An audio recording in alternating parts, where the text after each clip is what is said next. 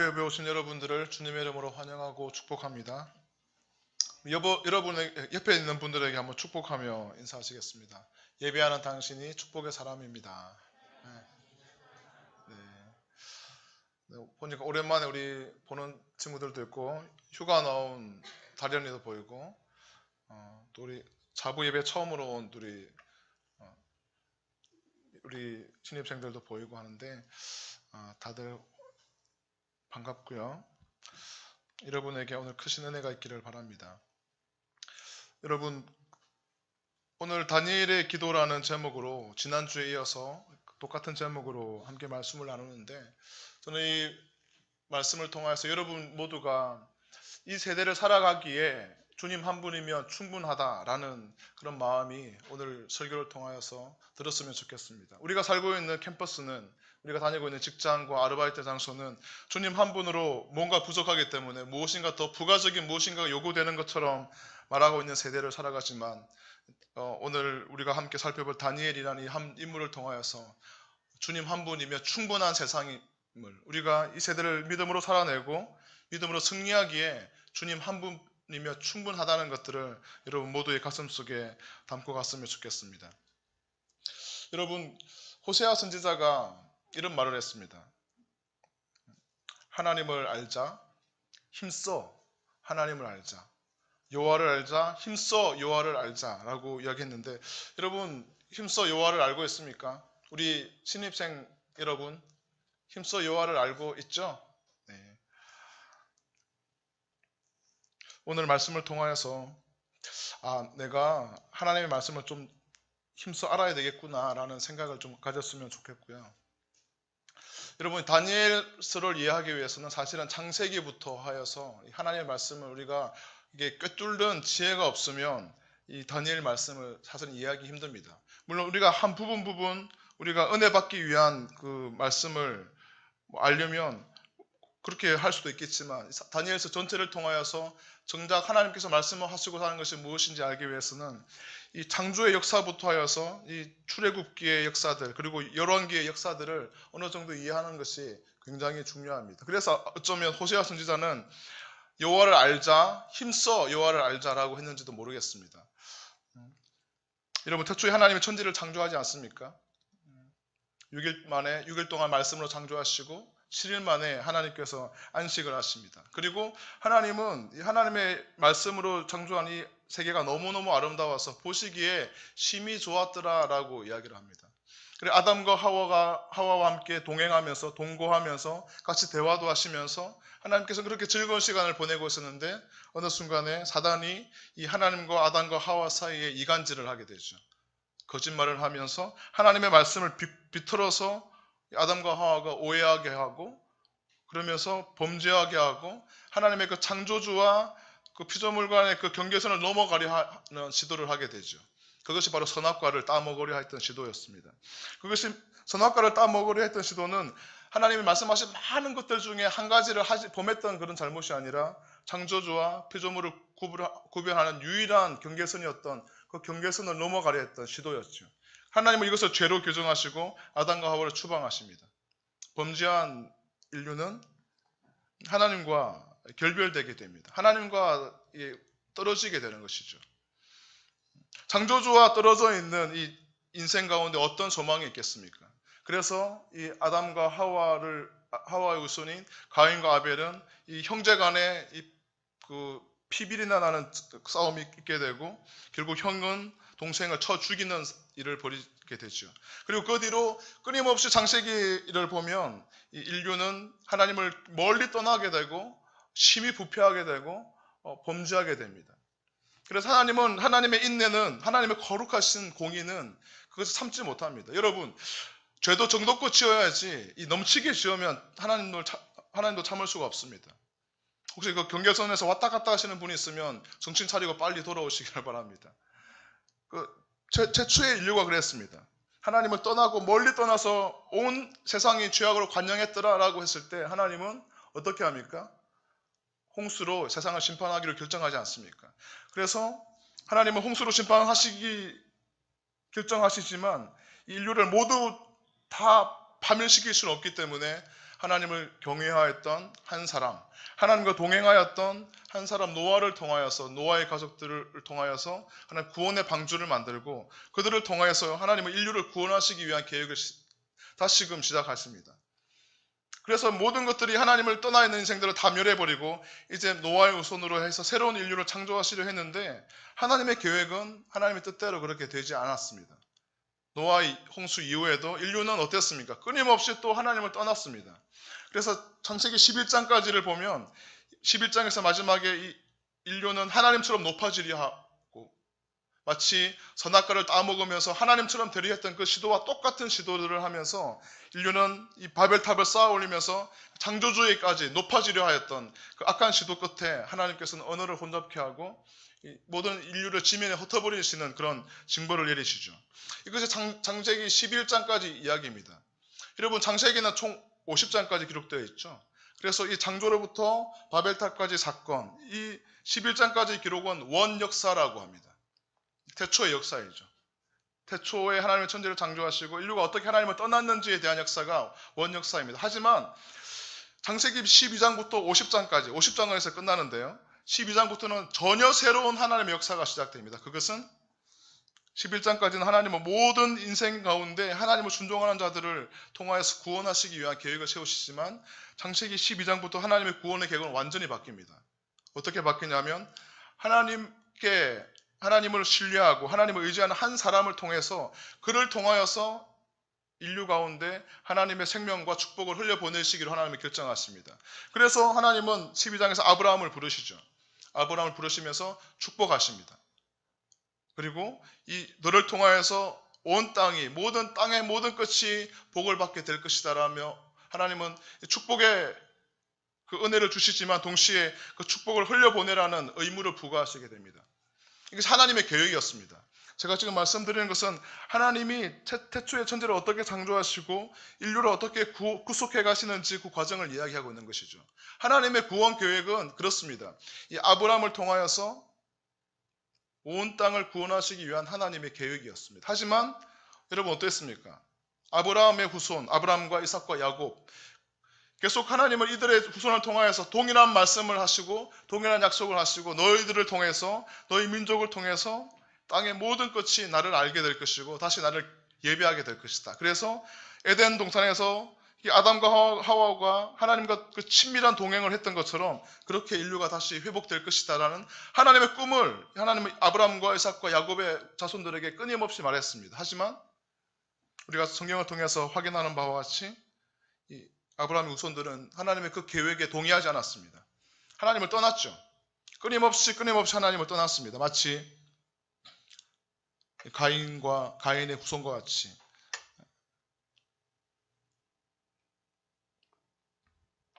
그래서 아브라함과 이삭과 야곱의 그 후손 요셉 시대 때 하나님께서는 이 이스라엘 민족을 가나안 땅에서 어디로 이동시킵니까? 애굽 땅으로, 지금 이집트 땅으로 이동시키지 않습니까? 그러면서 그 땅 가운데서 400년 동안 종살이를 하게 합니다. 하면서 그때서야 비로소 하나님은 이 백성을 이룹니다. 그전에는 족장이었죠. 창세기 12장부터 창세기 50장까지는 이 역사를 족장시대라고 합니다. 한 민족이 아니라 그냥 족장이죠. 어떤 한 가족의 그 무리들이었는데 이 400년 동안 애굽에서 종살이를 하는 동안에 70여 명의 이 요셉의 자손들은 어느샌가 200만 명이 되는 엄청난 민족으로 발전하게 되고 번성하게 되고 축복의 은혜를 누리게 되죠. 그러면서 하나님께서는 하나님의 때에 드디어 이 이스라엘 민족들을 출애굽시키십니다. 모세를 통하여서 하나님 10가지 재앙을 이 애굽 땅에 내리시면서 하나님의 주권적인 은혜로 이스라엘 민족이 어떤 시도를 했던 것이 아니라 오직 그냥 하나님의 은혜였습니다. 하나님의 계획이었습니다. 구원이 그렇지 않습니까? 저와 여러분들이 구원 얻을 만한 어떤 일을 했습니까? 그렇지 않죠.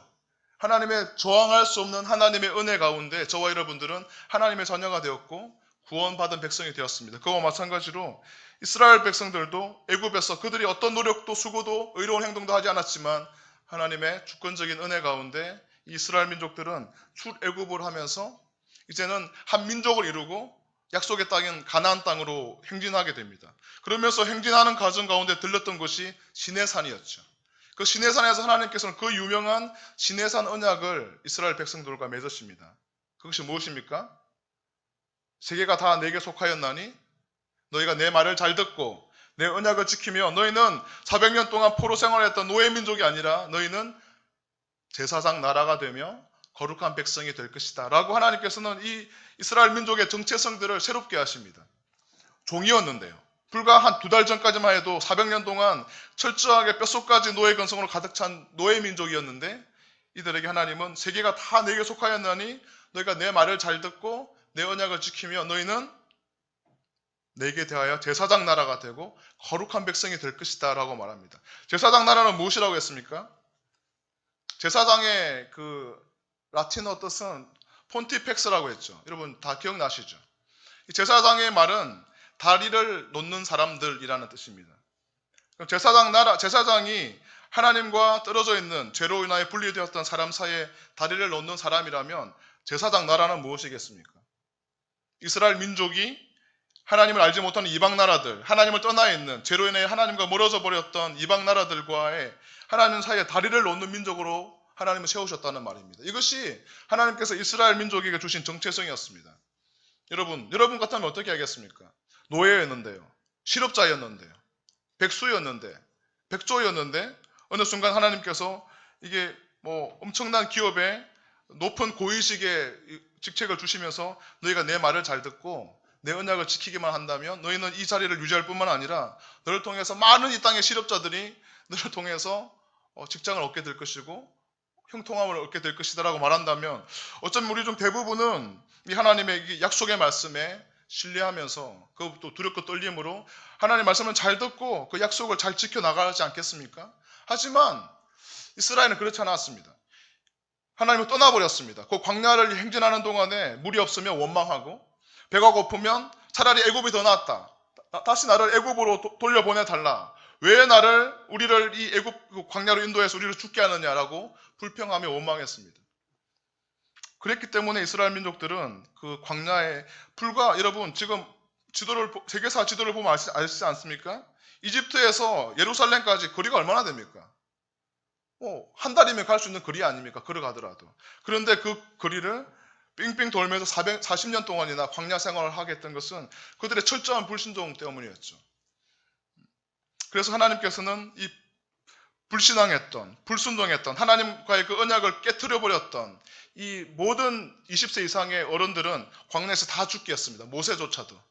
그리고 이제는 약속의 땅인 40년 만에 드디어 약속의 땅인 가나안 땅에 들어가기 전에 다시 이 20세 이하의 출애굽할 때 20세 이하였던 사람들과 광야에서 태어났던 책임이 없던 이 사람들에게 새로운 언약을 맺습니다. 그것이 모압 언약입니다.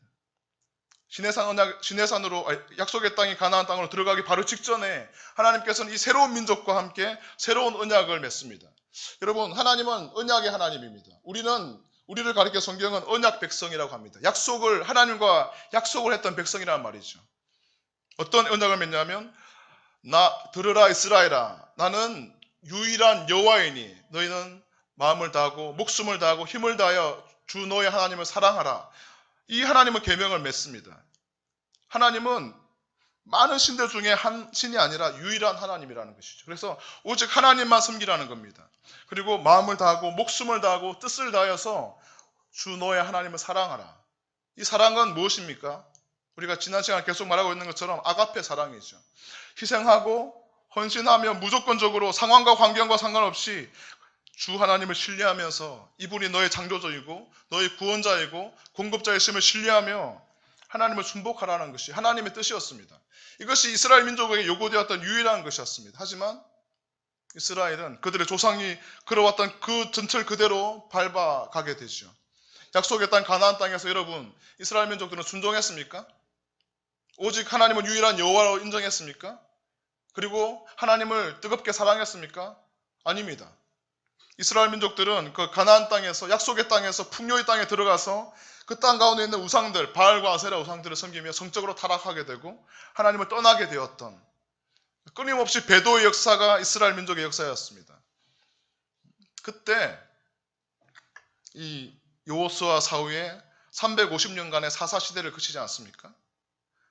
7번이나 하나님으로부터 떠나고, 그리고 7번이나 이방 민족의 침입을 받게 되고, 고통당하니까, 괴롭고 힘드니까 주님께 살려달라고 막 외치면서, 그러면 주님이 또다시 용서해 주시고, 또다시 구원해 주시고, 좀 살만하면 또다시 하나님을 원망하고, 이런 350년간의 하나님을 떠났던 배도 역사들을 이스라엘은 보이게 됩니다. 그것뿐입니까? 만왕의 왕 되시고 완전한 왕 되신 하나님이 계심에도 불구하고 이스라엘 민족들은 이방 나라들처럼 왕을 우리에게 달라고 합니다. 그때 하나님은 마음에 들지 않았지만 이스라엘 민족들이 끊임없이 요구하기에 왕들을 주십니다. 누구였습니까? 우리가 잘 알고 있는 사울 왕이었죠. 하지만 이 하나님이 허락하신 사울과 그 다음 왕이었던 다윗과 그 다음 왕이었던 이 솔로몬 왕들은 굉장히 훌륭한 왕이었지만 틀림없지만 그들의 인생 말년에는 또다시 하나님을 떠나는 범죄를 하게 되죠. 다윗도 그랬지 않습니까? 하나님의 마음에 합했던 다윗, 그 목동이었던 다윗, 이 10대 소년이 그 바벨론이 아니고 어디죠? 골리앗 장군, 이 엄청난 거인, 이 골리앗 장군을 이 하나님을 원망하는 소리를, 하나님을 무시하는 소리를 들으면서 분을 참지 못하고 자신은 하나님을 원망하고 하나님을 대적하여서 높아지려 하였던 이 교만한 골리앗 장군 앞에 이 10대의 소년은 이 거룩한 분노를 가지고 나아가게 되고 전쟁했던 이 다윗조차도, 하나님의 마음에 합했던 이 다윗조차도 어느 순간에 이 자신의 부하였던 우리아의 아내 밧세바를 범함으로 말미암아 하나님과 멀어지게 됩니다. 그리고 그의 아들 솔로몬, 지혜의 왕이라 일컫는 솔로몬도 어땠습니까? 1000번대를 드리면서 그 하나님을 추구하며 하나님과 동행하려 하는 것처럼 보였지만, 그래서 하나님께서는 그에게 지혜도 주시고 부귀도 주시고 명예도 주셨지만 그의 인생 말년에 천명의 첩을 거느리게 되고 그 첩들이 가지고 왔던 그 온갖 우상들을 다 취하면서 하나님을 떠나버렸던 왕이 솔로몬이었습니다. 그래서 그 범죄함의 결과 어떤 일이 벌어집니까? 이스라엘이 두동강 나게 되죠. 그래서 북이스라엘과 남유다로 갈라지게 됩니다. 북이스라엘은 반역했던 지파였습니다. 10지파였죠. 12지파 가운데 10지파가 반역을 해서 북이스라엘에 자리 잡게 되고, 다윗의 후손이었던 그 다윗 후손과 한 지파, 2지파만이 남유다에서 건국을 하면서 이 두 나라가 분열된 상태에서 지내게 됩니다. 이제는 좀 정신을 차릴 만도 한데 그렇지 않습니까? 하나님을 끊임없이 떠났을 때 하나님께서 그들을 징계하시고 벌하시고 나라마다 두동강 난 이 상태에서 이제는 이 민족이 정신을 차릴 만도 한데 그렇지 않습니다. 북이스라엘 왕들을 보면 한 명도 하나님의 마음에 합한 왕이 없다라고 합니다. 끊임없이 무상 숭배하고 하나님을 떠났습니다. 그래서 그 결과 어떻게 됐습니까? 기원전 721년에 그들은 아수르에서 멸망을 당합니다. 그리고 이 아수르가 민족 혼합 정책을 펼치면서 이 아수르 이방 민족들이 사마리아에 와가지고 북이스라엘의 수도가 사마리아였는데 그 사마리아 사람들과 피를 섞어버리면서 민족 혼합 정책을 하고 혼혈인간을 만들어버리죠. 더 이상 그들은 거룩한 하나님의 백성이 아니게 되어버렸습니다. 남유다는 어떻습니까? 솔로몬 성전이 있고 하나님을 경외하고 다윗의 후손이었던 이 왕가의 혈통을 정통성이 보장받는 이 남유다도 별반 다를 바 없었습니다. 하나님을 또 떠났습니다. 이해할 수 없는 사건들이 계속 일어나서 이스라엘 역사 가운데서는. 여러분, 다니엘, 오늘 우리가 읽었던 다니엘이 누굽니까? 남유다의 그 왕족이나 귀족 중에 한 사람이었다고 성경은 이야기하고 있습니다. 남유다도 하나님을 떠납니다. 여호사밧을 포함해서 요시야 몇 명의 왕을 제외하고는 이 남유다 왕들조차도 하나님을 떠나버리게 되니까, 우상 숭배를 하게 되니까 오직 여호와는 유일한 여호와의 심을 거부하고 이방신들을 바알과 세라를 섬기며 음란하고 패역하게 되자 하나님께서는 그 징벌의 결과로 바벨론을 들어서 남유다를 멸망시킵니다. 여러분, 지금 제가 말씀드렸던 것이 이 다니엘서의 배경입니다. 다니엘은 어느 순간 우주 공간 안에 진공 상태로 등장한 것이 아니라 이런 철저하게 하나님을 떠나고 배역하고 그 배역한 역사 속의 한 인물인 것이죠. 그들의 불순종의 결과 자신의 나라는 빼앗겨 버리고 짓밟혔습니다. 그렇게 하나님을 예배했던 예루살렘 성전은 무너져 버렸습니다. 그때 이 다니엘이 이 바벨론 땅으로 포로로 잡혀온 것입니다.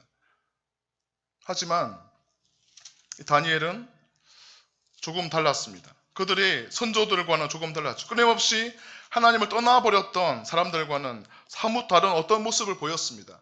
그랬기 때문에 그는 이방 땅에서도 그의 생애 동안에 다니엘이 몇 세까지 살았는지는 정확히 기록 없지만 적어도 80년 이상을 향수했다고 성경은 기록하고 있는데 그 10대 때부터 80년이 넘게 이방 땅 가운데 있었지만 그는 승리하는 인생을 살 수 있었다는 것이죠. 우리가 지난 시간에 살펴보았지만 1장에 보면 다니엘은 뜻을 정하여서 이 왕이 주는 음식과 포도주를 마시지 아니하기로 결정했습니다. 왜냐하면 자신을 더럽히지 않기로 결정했던 것이죠. 이방의 왕들이 주는 이 음식을 먹고 마시지 아니하기로 하나님 앞에서 거룩한 백성으로 살아가기로 결정하였을 때 하나님께서는 이 다니엘에게 학문을 주시고 모든 서적을 깨닫게 하시고 지혜까지 주셨으며 특별히 다니엘에게는 모든 꿈과 환상을 깨달아 알 수 있는 은혜를 주셨습니다. 지금 재수를 하고 있는 친구들이 있을 것이고 지금 대학생으로 하고 있는 친구들도 있을 텐데 여러분 이 입시의 전쟁과 캠퍼스에서 이 전쟁 같은 시간을 보내는 동안에 무엇이 여러분을 참으로 승리하게 하시겠습니까? 무엇으로 여러분은 그 치열한 현장 가운데서 승리하기를 원하십니까? 여러분 어떤 카드가 있습니까? 여러분에게 어떤 무기가 있습니까? 여러분이 다니엘과 같이 뜻을 정하여서 이 세대의 풍조를 따르지 아니하고 하나님 앞에서 거룩한 백성으로 준비되는 것, 그래서 하나님 앞에 겸비하여서 하나님을 경외하는 것, 하나님을 예배하는 것, 이것이 여러분의 무기가 되기를 바랍니다. 이렇게 했을 때 하나님께서는 여러분 모든 학문을 주시고 모든 서적을 깨닫게 하시고 지혜를 주셨다라고 이야기를 하십니다. 여러분 이런 좀 은혜가 여러분 삶 가운데 있었으면 좋겠습니다. 부족하지만 저도 저희 과거 학창 시절을 뒤돌아볼 때 하나님께 예배하고 하나님께 기도했을 때 놀랍게 이 고3 때에도 성적이 계속적으로 올라가는 것들을 경험했습니다. 저 간증했나요? 제 친구와 제가 고3 때 우리 학교는 그 당시 때 시험을 쳐서 들어가는 고등학교였는데 주일날도 공부를 하는 학교였어요. 주일날도 자율학습을 하고 결석을 하게 되면 이렇게 몽둥이 찜질을 하는 그런 시대였는데 고3이 되고 이제 정말 우리 인생의 중요한 때이지 않습니까?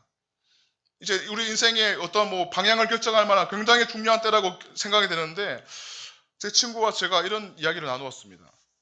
우리 인생이 이렇게 중요한 때인데 하나님이 특별한 은혜를 주셔야 되지 않느냐. 그럼 우리가 하나님께 은혜를 받으려면 하나님의 도우심을 받으려면 하나님이 기뻐하시는 일을 해야 되는 것이 당연한 것이 아닌가? 이런 두 명이 이런 결정을 하게 된 것이죠. 당연한 결론이죠. 그럼 우리가 하나님께 우리의 삶을 온전히 드리는 그런 표시가 무엇인가? 라고 했을 때 어렸던 그 고3의 저와 친구는 결론을 내리기로 주일을 성수하는 것이다. 주일은 하나님의 날이라고 했는데 하나님의 시간들을 빼앗지 아니하고 아침부터 저녁까지 모든 시간을 하나님께 예배하고 기도하고 찬양하는 시간을 정하자라고 그렇게 제 친구와 약속을 하고 선생님께 말씀을 드리러 갔죠. 그런데 우리 학교 한 학년 한 500명 되었는데 그 누구도 그런 친구들이 아무도 없었습니다. 모든 친구들이 교회 다니는 친구들도 다 주일날이면 자율학습 하러 나왔고 아침부터 저녁까지 12시까지 자율학습 했어야 됐고 당연히 그렇게 해야 되는 것처럼 여겨지는 그 시간에 제 친구와 제가 선생님을 찾아가서 이런 저희들의 거룩한 그런 결정들을 이야기했습니다. 그때 우리가 기대하기는 선생님이 그래 잘했다. 너희들 소신껏 해봐라 이럴 줄 알았는데 선생님은 막 미치기 일보 직전인 그런 상황을 연출하면서 막 머리를 쥐어 흔들면서 정신이 있는 거냐 없는 거냐 이렇게 하면서 너희들이 대학을 가려고 하는 거냐 말려고 하냐 이렇게 하면서 네 마음대로 해라 이렇게 우리를 포기하는 듯 네 마음대로 해봐라 라고 하면서 이제 우리를 포기하였습니다. 그때 그 주부터 제 친구와 저는 주일만 되면 학교에 가지 않고 이제 교회에 가서 아침부터 학생회 예배 드리고 또 일부 어른 예배 드리고 오후 예배 드리고 저녁 예배 드리고 이렇게 하면서 비는 시간에는 성경 보고 기도하고 이렇게 온전히 하나님 앞에 주일을 성수했던 기억이 있습니다. 그때 놀랍게도 그 시간부터 이게 저희 학교는 주초고사로 해가지고 월요일마다 시험을 쳤거든요. 국영수 이 중에 한 과목씩 시험을 쳤고 뭐 한 달에 두 번 세 번씩 그 모의고사를 치고 하는 학교였는데 주일날 당연히 공부를 하지 않으면 월요일날 아침에 쉬는 시험에서 점수가 안 나올 수밖에 없잖아요. 주일날 하루 종일 공부했던 친구들하고 저희들이 경쟁하면 게임이 안 될 것 같은데 이상하게도 그 뒤로 그 친구는 인문계였고 저는 자연계였는데 우리 성적이 점점점 이렇게 올라가는 것이죠. 거짓말같이. 그러면서 이제 제가 학력고사 마지막 세대인데 학력고사를 칠 때 그 친구는 상위 0.05% 안에 들었어요. 시골에 있는 경남 통영에 있는 통영고등학교였는데 그리고 저도 그만큼은 안 돼도 이렇게 웬만한 의대는 다 갈 수 있을 만큼 이렇게 성적이 부쩍 올라가가지고 제가 원하는 학교에 전체 차석으로 들어갔던 고백을 하게 됩니다. 물론 저와 제 친구의 이야기는 아주 한 부분이겠죠. 성경에서 이야기하고 있는 이 다니엘은 이 왕이 주는 음식과 포도주를 거절하고 이방 바벨론에서 주는 그 모든 아름다운 것들을 다 거절하고 이것을 해야 된다라고 3년 동안 너는 이 음식을 먹고 이것을 마시면서 이 바벨론의 학문을 해야지만 경쟁에서 살아남을 수 있다라고 말하는 그 세대 가운데 뜻을 정하여서 자신을 더럽히지 아니하기로 결정하고 하나님 앞에 서갔던 이 다니엘을 통해서 하나님은 놀라운 지혜와 은혜를 주십니다. 모든 지혜를 깨닫게 하시고 모든 서적을 통달하게 하시고 그래서 이 바벨론 대제국에 있는 다른 모든 지혜자들보다 10배나 더 많은 지혜를 주셨다고 성경은 기록하고 있습니다. 여러분 성경이 역사적 사실이 있음을 믿으시죠? 진리 있음을 믿으시죠? 그렇다면 여러분의 젊은 날을 이 세대의 많은 가치들, 이 세상이 성공하는 방정식이라고 말하면서 이렇게 살아야 된다라고 말하는 그 말들이 아니라 하나님의 말씀에 한번 승부를 걸어보지 않겠습니까? 여러분 대학생들, 지금 재수를 준비하고 있는 여러분 모두에게 그런 좀 믿음의 용기가 있었으면 좋겠습니다. 그리고 이제 다니엘이 그렇게 드디어 이제 역사의 무대에 등장하게 되고 바벨론의 대제국에 유명한 영향력 있는 사람으로 등장하게 되지 않습니까? 그때 느부갓네살이 꿈을 꾸었죠. 지난주에 했던 겁니다. 꿈을 꾸고 그 꿈을 아무도 해석하지 못했는데 하나님은 다니엘에게 특별한 은혜를 주셨죠. 뜻을 정하여서 자신을 더럽히지 아니하기로 결정했던 다니엘에게 하나님은 모든 환상과 꿈을 깨달아 알 수 있는 지혜를 주셨지 않습니까? 그래서 이 다니엘은 하나님께 기도하고 자기의 제 친구 사드락과 메삭과 아벳노고에게 나를 위해서 기도해 달라고 말하면서 결국은 하나님이 그 꿈을 해몽할 수 있는 은혜를 주셨습니다. 그리고 그는 드디어 이 바벨론 대제국의 총리가 되는 그런 역사의 무대에 등장하면서 그때로부터 적어도 70년 동안 수없이 많은 왕들이 바뀌고 제국조차 바뀌는 그 모든 상황 가운데서도 이 다니엘은 그의 지위를 유지하면서 이방 땅에서도 하나님을 영화롭게 했던 하나님의 사람으로 살아갔던 것들을 볼 때 캠퍼스뿐만 아니라 지금 아르바이트를 하고 있고 직장을 다니고 있는 우리 요셉의 청년 여러분들에게도 이 다니엘과 같은 믿음의 용기가 있었으면 좋겠습니다. 세상과 타협하지 말고 뭐 술을 먹어야지. 이 세상에서 말하고 있는 이 술 접대도 하고 뭐 아부도 하고 비리도 해야지 살아남는 그래야 경쟁하고 그래야지 상사의 눈에 들고 그래야지 네가 생존할 수 있다라고 말하고 있는 이 세대의 가치를 따르지 않고 다니엘과 같이 자신을 하나님 앞에서 더럽히지 않았던 이 다니엘을 통해서 하나님이 부어주셨던 그 놀라운 이 지혜와 능력과 은혜를 생각하면서 우리의 젊은 날을 그렇게 믿음으로 살아가는 우리 모두가 되었으면 좋겠습니다. 특별히 오늘 9장의 말씀을 한번 보겠습니다. 9장의 말씀은 굉장히 어렵습니다. 여러분 다니엘서는 총 12장으로 구성되어 있거든요. 제가 왜 자꾸 다니엘 하냐면 우리가 지금 세일의 기도의 기간이잖아요. 지금 이때가 아니면 우리가 다니엘에 대해서 배울 수 있는 기회가 많지 않습니다. 다니엘은 12장으로 되어 있는데 1장부터 6장까지는 그냥 이야기처럼 되어 있어요. 사자굴에 들어갔던 이야기, 풀무불에 들어갔던 이야기. 그래서 그냥 읽으면 재미있게 읽을 수 있습니다. 무슨 말인지 다 알 수 있어요. 초등부 아이들도 알 수 있는 내용입니다. 하지만 7장부터 12장은 전혀 다른 이야기를 지금 전개되고 있습니다. 7장부터 12장은 예언의 말씀입니다. 여러분 요한계시록 읽어보셨죠? 보면 무슨 말인지 모르잖아요. 읽어봐도. 그런 것처럼 이 7장부터 12장까지는 예언의 말씀입니다. 앞으로 무엇이 어떻게 될 것인가, 역사가 어떻게 전개되며 이스라엘 민족이 어떻게 될 것인가에 대해서 하나님은 예언적 말씀으로 다니엘에게 환상을 통해서 말하고 있는 부분이기 때문에 읽어도 무슨 말인지 잘 모릅니다. 이 9장도 이 예언의 말씀의 하나이죠. 하지만 이 9장에는 다니엘의 기도가 있습니다. 그래서 여러분과 함께 이 시간은 예언의 말씀을 풀어서 설명하고자 하는 것이 아니라 다니엘이 어떻게 하나님 앞에 기도했는지를 바라보면서 우리의 젊은 날 우리가 어떻게 하나님 앞에 기도하며 예배하며 이 세대를 승리하며 살아갈 수 있을까? 믿음의 사람으로서 우리를 더럽히지 아니하고 우리의 신앙을 지키고 어떻게 승리할 수 있을까? 그것을 한번 살펴보고자 합니다. 9장 1절과 2절 한번 같이 다시 읽어보겠습니다. 시작. 메대 족속 아수르의 아들 다리오가 갈대아 나라 왕으로 세움을 받던 첫 해, 곧 그 통치 원년에 나 다니엘이 책을 통하여 여호와께서 말씀으로 선지자 예레미야에게 알려주신 그 연수를 깨달았나니 곧 예루살렘의 황폐함이 70년 만에 그치리라 하신 것이라. 여러분 성경에 예언의 말씀이 있는 것을 아시죠? 다니엘은 역사를 알았습니다. 제가 왜 장황하게 창세기부터 지금 여기까지 이야기했냐면 이걸 알아야 된다는 말이에요. 하나님의 말씀이 알아야지 역사가 어떻게 돌아가고 나는 역사의 그 지평 가운데 어느 지평에 있는지 내가 어디에 서 있는지 나는 앞으로 어디에 갈 것인지 그래서 나는 오늘 무엇을 해야 하는지를 알 수가 있다는 것이죠. 다니엘은 그것을 알았습니다. 다니엘은 이 하나님의 말씀 예레미야 말씀을 알고 있었어요. 여러분 예레미야서는 지금 다니엘이 있는 시대로부터 몇 년 전이냐면 약 100년 전에 기록된 말씀이에요. 그러니까 다니엘이 포로로 잡혀오기 전에 그 남유다에 있을 때 이 예레미야 선지자의 글을 읽고 알고 있었던 것이죠. 근데 그 예레미야서에 보면 이런 말씀이 있습니다. 한번 화면을 보면서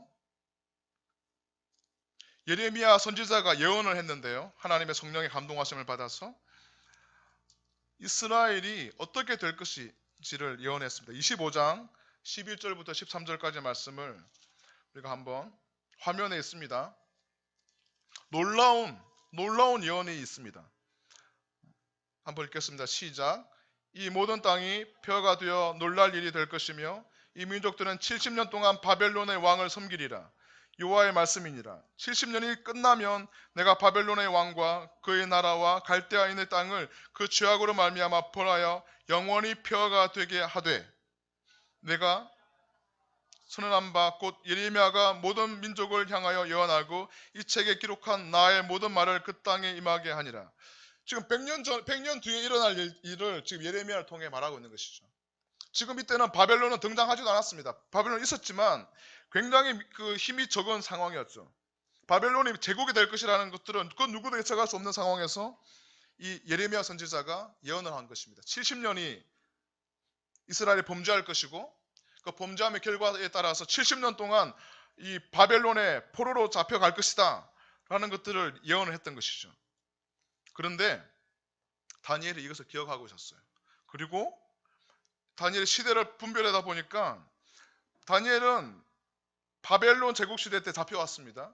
그런데 지금 이 9장의 말씀은 언제냐면 바벨론 제국 다음에 있었던 제국이 페르시아 제국이었어요. 바사, 성경에서는 바사로 말하고 역사에는 페르시아로 말하는데 이 페르시아 제국이 등장했을 때 그 초대 왕이 누구냐면 고레스라는 왕이 등장하게 됩니다.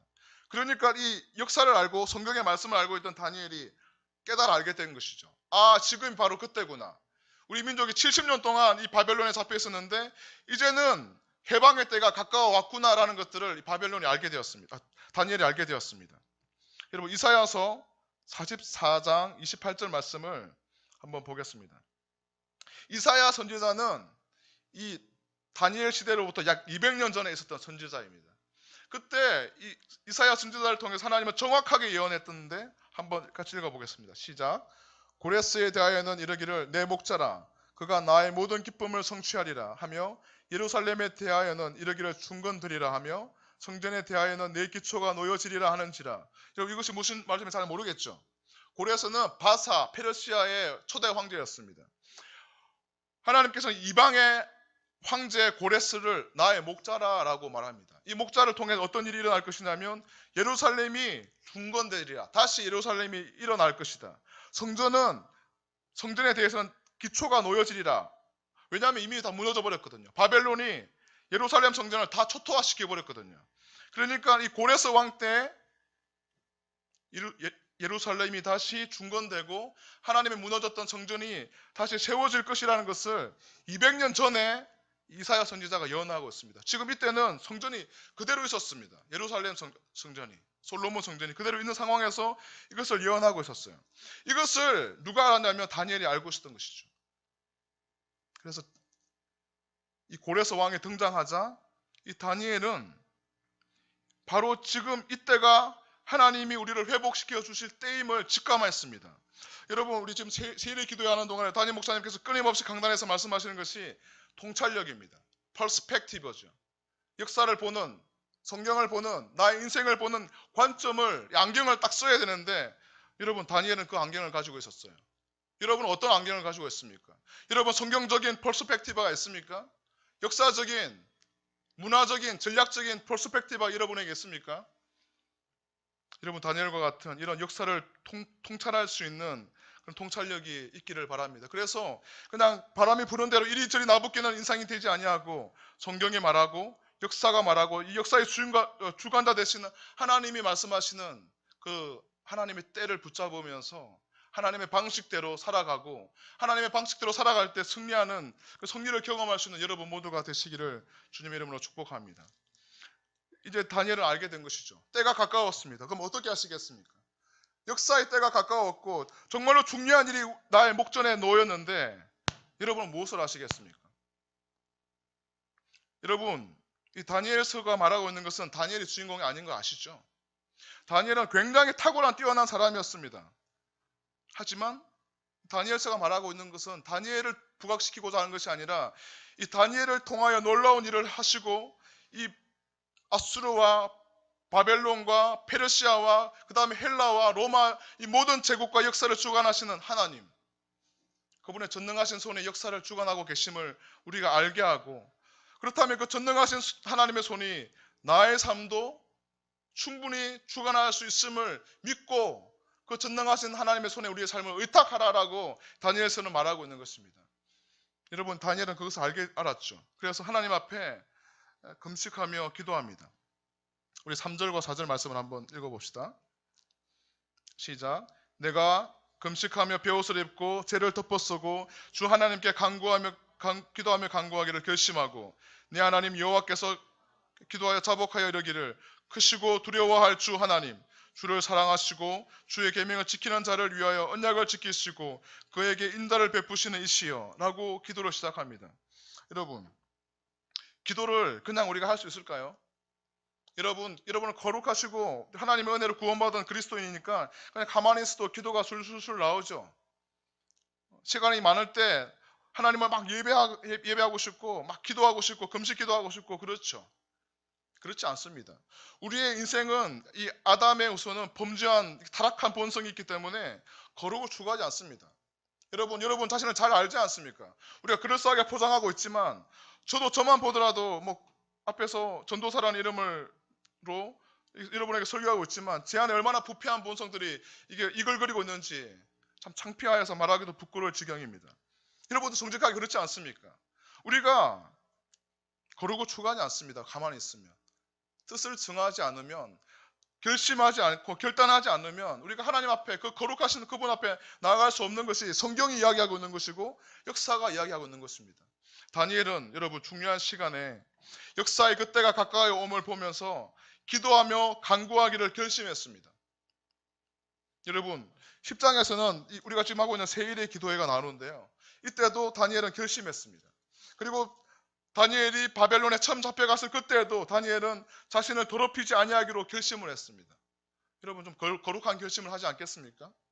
이 죄악 많은 세상을 버타며 우리가 살아가지만 우리가 비록 이 더럽고 범죄하고 하나님을 떠나 있고 하나님이 없는 것처럼 보이는 우리의 캠퍼스를 살아가고 직장을 살아가고 가정을 살아가지만 우리가 이 죄악된 세상과 버타지 아니하며 하나님의 그 거룩하신 것 같이 우리도 거룩하여지기를 우리의 뜻이 하나님의 뜻과 같이 되기를 좀 결단하지 않겠습니까? 저는 여러분 모두가 오늘 이 예배를 통하여서 이 다니엘을 본받아서 그렇게 하나님께 기도하며 간구하기를 결심하며 우리의 이 20대의 젊은 날을 믿음으로 살고 믿음으로 승리했으면 좋겠습니다. 그런 여러분 모두가 되시기를 주님의 이름으로 축복합니다. 그런데 여러분, 기도는 배워야 됩니다. 우리의 본성이 하나님께 기도하지 않기 때문에 그냥 우리가 그냥 하고 싶은 대로 기도한다고 이 하나님이 기뻐하시는 기도가 아닌 것은 여러분 다 아실 겁니다. 그래서 제자들도 예수님께 주님 어떻게 기도해야 합니까? 라고 기도를 가르쳐 달라고 했지 않습니까? 여러분 그냥 막 기도하지 마시고 성경을 따라 기도해 보십시오. 그러면 놀라운 은혜가 있습니다. 저도 뭐 여러 번 간증했지만 뭐 위기의 순간마다 막 등록금이 없을 때마다 입학금이 없을 때마다 기도하니까 성경을 따라서 성경의 모범을 따라서 히스기야를 따라서 기도하고 성경의 예수님을 따라서 기도하니까 그 모양 그대로 기도하니까 하나님은 놀랍게 채워주시고 역사해 주셨던 것을 경험하였습니다. 여러분도 그냥 여러분이 마음대로 기도하지 마시고 오늘 이 다니엘의 좋은 모델이 있으니까 다니엘을 본을 받아서 이 패턴대로 한번 기도해 보시기를 바랍니다. 그러면 어쩌면 여러분에게 놀라운 은혜가 있을지 모르겠습니다. 다니엘은 기도할 때 그냥 자신의 필요들을 어린아이와 같이 주님 젖 주세요, 밥 주세요, 물 주세요, 돈 주세요, 뭐 배우자 주세요, 차 주세요 이렇게 하지 않았어요. 그는 이 중요한 기도의 앞에 하나님이 어떤 분이신지를 기억합니다. 그래서 4절에서 네 하나님 여호와께서 기도하여 자복하여 이르기를 크시고 두려워할 주 하나님, 하나님은 크시고 두려워할 분이심을 알게 되었죠. 주를 사랑하고 주의 계명을 지키는 자를 위하여 언약을 지키시고 그에게 인자를 베푸시는 하나님, 하나님 어떤 분이신지를 기억함이 정말 중요합니다. 여러분, 출애굽에서 모세가 그렇게 기도하지 않습니까?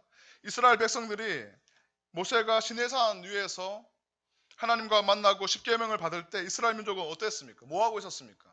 시내산 아래에서 송아지를 만들면서 이것이 우리를 인도해낸 하나님이다 라고 이 어처구니 없는 상황을 연출할 때 하나님께서는 이 모든 이스라엘 다 그냥 쓸어버리려고 하나님은 작정하셨습니다. 그때 모세가 중재합니다.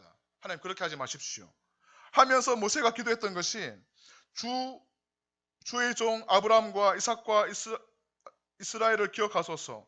주께서 그를 위하여 주를 가리켜 명시하여 이르시기를 내가 너의 자손을 하늘의 별처럼 많게 하고 내가 허락한 이 온 땅을 너의 자손에게 주어 영원한 기업이 되게 하리라 하셨나이다 라고 말하면서 하나님이 무엇을 말씀하셨는지를 하나님 앞에 간구하면서 우리를 살려달라고, 이 민족을 좀 보호해달라고, 죽이지 말라고 하나님 앞에 간구하는 것을 볼 수 있습니다. 그렇습니다. 우리의 무엇인가 필요들 있지 않습니까? 간절한 기도의 소원이 있을 때 우리가 주님 앞에 나아가서 우리가 그 소원들을 아뢰기 이전에 하나님이 어떤 분이신지를 고백하는 것이 정말로 중요합니다. 하나님, 당신은 친절하신 분이시죠.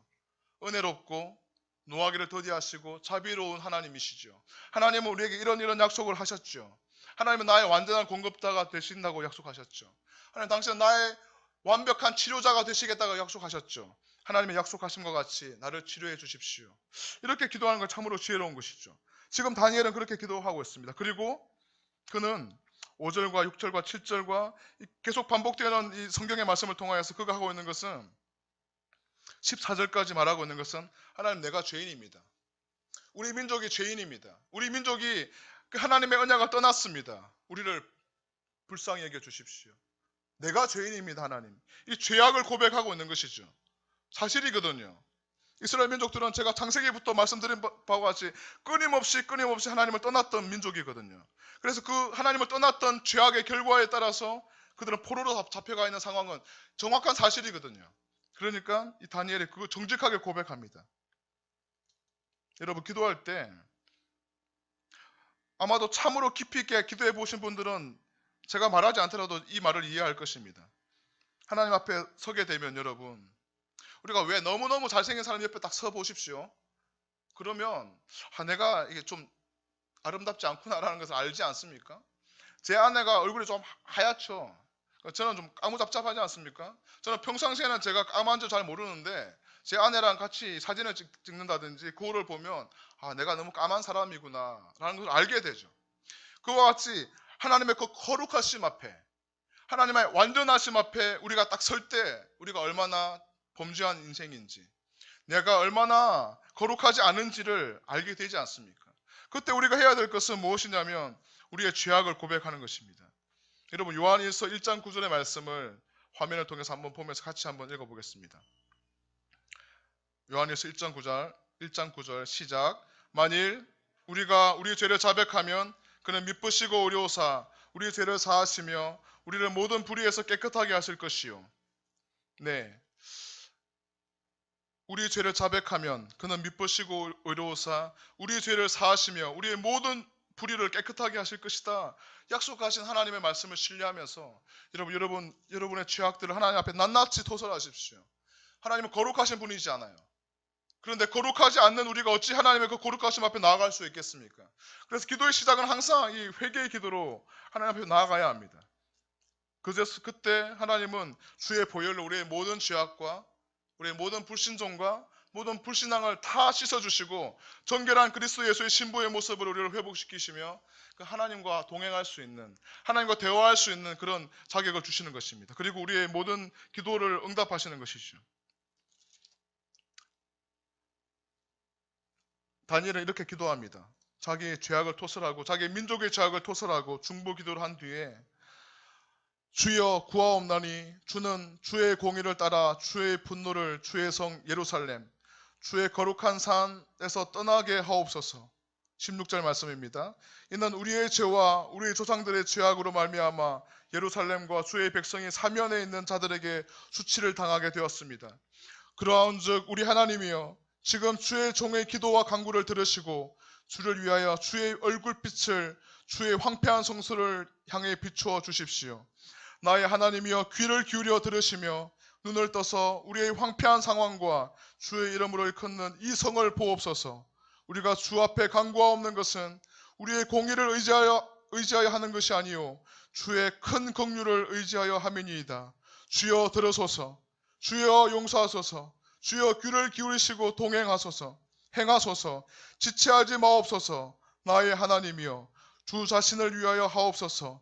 이는 주의 성과 주의 백성이 주의 이름으로 일컫는 바 됨이니이다. 이것이 다니엘 기도의 하이라이트였습니다. 여러분, 우리의 기도의 유일한 근거는 무엇입니까? 내가 의롭기 때문입니까? 내가 이런 선한 일을 행하였고 이런 말씀을 지켜 행하였고 이런 착한 일을 했기 때문입니까? 그렇지 않습니다, 여러분. 우리의 행한 바 의로운 행위가 우리의 기도의 근거가 되지 않습니다. 우리의 유일한 기도의 근거는 하나님의 무궁하신 긍휼과 자비하심입니다. 그래서 이 다니엘은 이 하나님의 긍휼하심 앞에 자신의 민족과 자신의 삶을 온전히 내어드리며 호소하고 있습니다. 그래서 그 19절에서 우리 19절 말씀 한번 같이 읽어볼까요? 여러분, 우리 기도할 때 주여 삼창 하지 않습니까? 주여 주여 주여 부르는 것이 바로 이 다니엘의 기도에서 시작되었습니다. 19절 말씀 한번 같이 읽겠습니다. 시작. 주여 들으소서. 주여 용서하소서. 주여 귀를 기울이시고 행하소서. 지체하지 마옵소서. 나의 하나님이여 주 자신을 위하여 하시옵소서. 이는 주의 성과 주의 백성이 주의 이름으로 일컫는 바 됨이니이다. 하나님, 나의 기도를 들어주십시오. 하나님, 나를 용서하여 주십시오. 하나님, 귀를 기울이시고 행하여 주십시오. 하나님, 지체하지 말아 주십시오. 왜냐하면 하나님 왜 나의 기도를 들어주셔야 하냐면 하나님, 나의 의를 의지하기 때문이 아니라 하나님의 긍휼함 때문입니다. 그리고 하나님, 내가 하나님의 백성이기 때문입니다. 하나님의 영광을 위해서 하나님의 이름으로 일컬어지는 나를 축복하여 주시고 나의 기도를 응답하여 주십시오. 이게 다니엘의 기도였습니다. 여러분, 우리가 하나님 앞에 나아갈 수 있는 유일한 근거는 하나님의 긍휼하심과 자비하심 때문입니다. 그 긍휼하심을 힘입어 주의 은혜의 보좌 앞으로 날마다 나아가 주께 기도하고 주와 동행하고 그 주님이 주시는 힘과 지혜와 능력으로 여러분이 사시고 계시는 가정과 직장과 캠퍼스에서 믿음으로 사시고 믿음으로 승리하시는 여러분 모두가 되시기를 주님의 이름으로 축복합니다. 그렇게 기도할 때 하나님은 다니엘에게 천사를 보내주십니다. 어제 우리 리더십 때 우리 공부할 때 퀴즈 나왔죠? 예수님의 탄생을 예언했던 천사가 누구였느냐? 예수님 시대 때 예수님의 탄생을 예언했던 천사가 가브리엘이었어요. 그런데 기원전 530년 경에 이 다니엘에게 나타나서 하나님의 뜻을 전해줬던 천사도 바로 가브리엘이었습니다. 가브리엘이 천사가 나타나서 이 다니엘에게 이야기합니다. 네가 기도하기로 결심했던 바로 그 처음 시간에 하나님께서 너의 기도를 응답하셨다. 여러분, 지금 기도하십시오. 그러면 하나님 지금 바로 이 순간에 우리의 기도를 들으시고 응답하십니다. 그것이 우리가 느껴지고 우리의 눈에 보이는 것은 언제인지 우리는 알지 못하지만, 그 누구도 그때와 시를 알지 못하지만, 하나님의 응답은 우리가 겸손하게 하나님의 은혜를 구하며 하나님 어떤 분이신지를 기억하며 기도하는 바로 그 첫 시간에 이루어진다라고 성경은 여러 곳에서 반복적으로 이야기하고 있습니다. 사랑하는 우리 청년 여러분, 제가 오늘 조금 길게 다니엘에 대해서 창세기부터 이야기를 하면서 역사를 이야기하며 다니엘의 기도를 이야기하며 우리가 함께 이 세대를 다니엘과 같이 역사의 주인공 되시는, 역사의 주관자 되시는 그 하나님의 전능하신 손에 우리의 삶을 좀 의탁하자. 우리가 이 세대의 가치를 따라 살지 아니하고 다니엘과 같이 뜻을 정하여서 우리를 더럽히지 아니하고 거룩하신 그분과 동행하며 우리가 믿음으로 살고 믿음으로 승리하자라고 도전하였는데, 그런 은혜가 그 말과 그냥 성경 속에서만 등장하는 것이 아니라 여러분 생애 가운데 그것을 맛보아 알 수 있는 여러분 모두가 되시기를 주님의 이름으로 축복합니다. 우리 함께 같이 기도하시겠습니다. 오늘 말씀을 좀 생각하면서, 여러분, 하나님은